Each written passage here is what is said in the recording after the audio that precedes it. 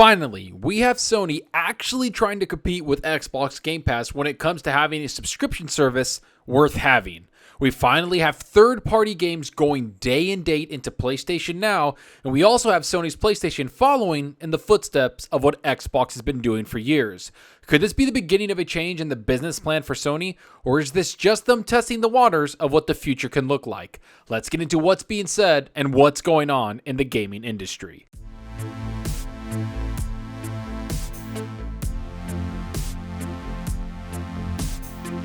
Hey, what's up everyone? Thanks for stopping by and checking out the video. Remember to hit that subscribe button and that like button. The support is greatly appreciated. And if you want to be notified on future content, hit that small little bell icon. And if you want to go that extra mile to support the channel, hit that join button. Okay, so right after there was rumors that Xbox would raise the price of Xbox Game Pass and Phil Spencer instantly shut those rumors down, we have some brand new things surfacing that Sony's PlayStation is going to bring a brand new game day and date into PlayStation Now. The game we're talking about is Shadow Warrior 3, a game that's going to release in the next week or so. And actually a game I'm extremely excited about because to me it looks awesome and like a lot of fun. Think Doom Eternal but with swords and guns, and it looks insane and it has like Japanese setting. They take pride in the fighting style, gore, anarchy, and a bunch of stuff games are supposed to be about, which is fun. Yet this is about Sony actually taking their first steps into locking down content for their subscription service. Usually we get a little older games in there, but now we're seeing that they're going to bring a brand new release into the service day and date. Let's see what's being said in this article. The katanas are sharpened and the dragon hunt is about to begin. I'm Bartek, the lead producer on Shadow Warrior 3, and our team here at Flying Wild Hog are excited to give you all a fresh look at our game before it launches on March 1st. Stay tuned though, because this post is getting a few updates throughout the day with more videos to dive a little deeper into the game. Oh, and one more thing, Shadow Warrior 3 will be a PlayStation Now title at launch. Okay, so this is something that I don't think people are going to be paying attention to, but getting a brand new release locked down on a service is something that we should all pay attention to, because up until them grabbing this by Sony, it was Xbox that was giving gamers the most choice in how they wanted to play their games. You can either pay $60 or $70 on Sony's PlayStation 5, or you can pay $10 to $15 to play a brand new game, not to mention hundreds of other games on Xbox. And for the first time, we see that Sony might actually be ready to compete with Game Pass and follow in Xbox's footsteps, something that this article mentions right here. Sony goes Game Pass by putting Shadow Warrior 3 on PS Now at launch. Shadow Warrior 3 is looking like a rollicking good time, isn't it? Like a fantasy-tinged spin on shooters like Doom, this PlayStation 4 title is lighting up Sony's console very soon on March 1st. Furthermore, in a move we're fairly certain is a first, the game will arrive on PlayStation Now on the very same day. Announced via a new PlayStation blog post, publisher Devolver Digital has revealed that the FPS is releasing on PlayStation Now the very same day as its regular digital PlayStation Store launch. In other words, if you have a PlayStation Now subscription, you won't need to pay any extra to play Shadow Warrior 3 on day one. How very Game Pass. I couldn't agree more with this. For the first time since I've owned my PlayStation 5 along with having PlayStation Now, I can say if they continue to do this, I might just play some games on that console, because right now all it's there for is the console exclusive games, which if I'm being honest, I don't want to spend $70 on. I would much rather wait until they have a PC port I could play. I'm not missing out on any big multiplayer games that my friends are playing, and I could experience the story games that they provide anyway when I want and how I want, which will be on PC. Yet if they start to lock things down like they want to do with this codenamed Spartacus service that's been floating around, I just might go over to that console to play some of these games. Shadow Warrior 3 is a game I'm actually looking forward to. It's a game I would love to play on Game Pass. Yet it's great that Sony is looking at the gaming landscape and understands they need to compete with what Xbox is providing gamers. In fact, I can't think of another game or time they've done something like this. Because to me, this is exactly what Xbox Game Pass has been doing for well over 2 years now, locking down games for their gamers and their platform, which is something that this article talks about right here. Again, we can't think of another example of this happening before, Plenty of games launch on PS Plus, but as far as we understand, this will be the very first game to launch day and date on PlayStation Now. It's perhaps further indication that Sony is taking steps towards what will become their reported Spartacus. If this is anything to go by, we should expect more PlayStation Now launches in the near future. We just need Sony to make it official. Is it merging its subscriptions? Tell us, Sony. Now, I know some people will claim that Sony has been doing this for a very long time, and that's just not true. I know they always want to make sure that Sony was the first to bring games day and date. Well, it isn't. That's what Xbox did.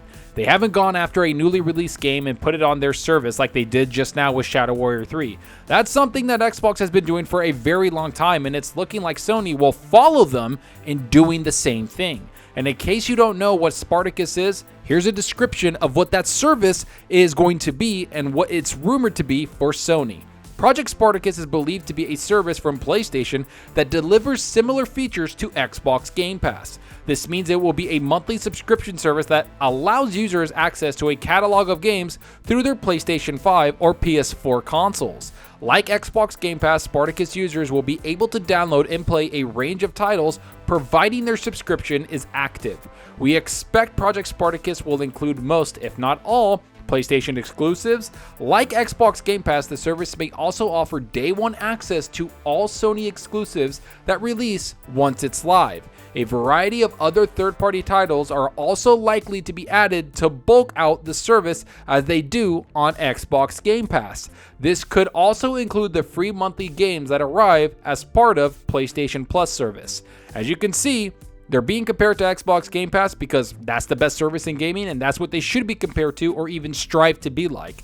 This sounds awfully like Game Pass, doesn't it? When we start to put the details together. And from what we're seeing with Shadow Warrior 3, this is the first step in Sony looking into this. They'll see how many people buy Shadow Warrior 3. They'll see how many people sign up to the service with a game like this. It's all about testing the waters, testing their service, testing if they can do this with big games they release. And after seeing Horizon Forbidden West launching as the second biggest PlayStation 5 launch to date, I'm sure they want to see more people playing that game and their games specifically. I mean, from a physical game standpoint, Horizon Forbidden West couldn't outdo Spider-Man Miles Morales when it comes to sales, even though Horizon has millions upon millions of more PlayStation 5s out in the market to work with. So I'm sure Sony is realizing that digital sales and digital revenue are the king when it comes to this generation. Something that Xbox saw coming for a very long time, and it's why they're going more digital and going more services. Yet for me, this brings up something very interesting, which is that Xbox finally has competition when it comes to new games coming to Game Pass or a service like Game Pass. Not first-party games, we know those are coming from Xbox, but third-party developers have another avenue they can use in Sony to lock down more money for releases they're going to put out on Game Pass or PlayStation Now.